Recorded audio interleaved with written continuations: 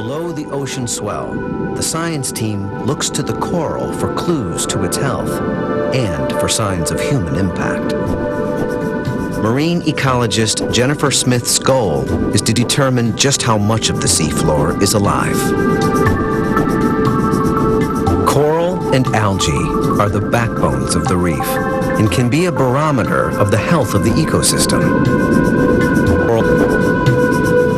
Jen has dived all over the world, but nothing she's seen compares to Flint's Reef.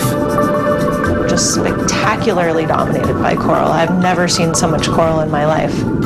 I can take 20 to 40 photographs of the bottom in a pretty big area in one dive. Jen finds that coral covers an astounding 90% of the bottom, over 3 times more than other reefs in the Indo-Pacific.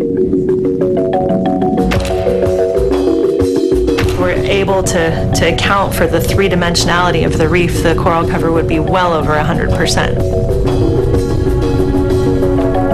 Flint's Reef is a living wall of coral colonies made up of tiny individuals called polyps. Each one is a tube topped by a mouth and a ring of tentacles to capture tiny animals. But coral's most unique adaptation is a type of algae living inside them. The algae uses sunlight to create energy, some of which it gives to the coral.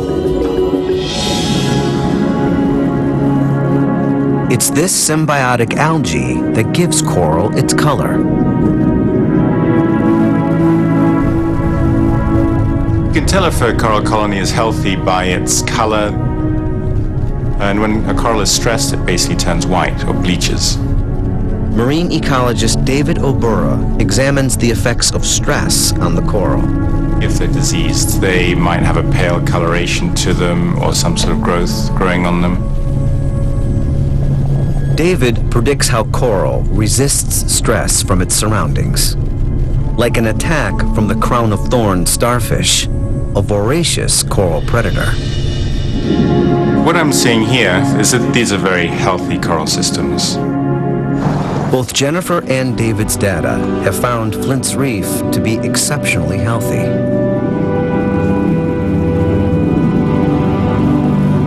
Enrique has found the missing piece of the puzzle.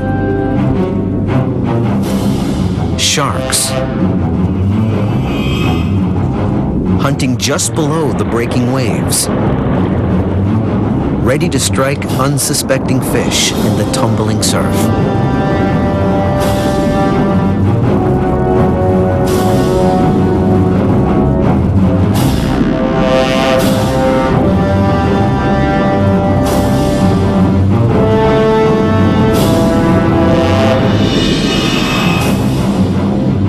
Sharks keep fish populations under control and maintain the delicate balance between plants, coral, and fish.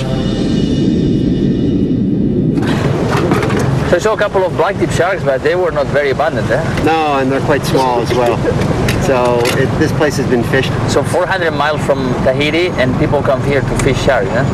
And it doesn't take much effort. You can see the impact. There's, all the sharks are very small. They're not as abundant as they would be in other places. So remoteness is not often the protection that they need. Flint's Reef is robust.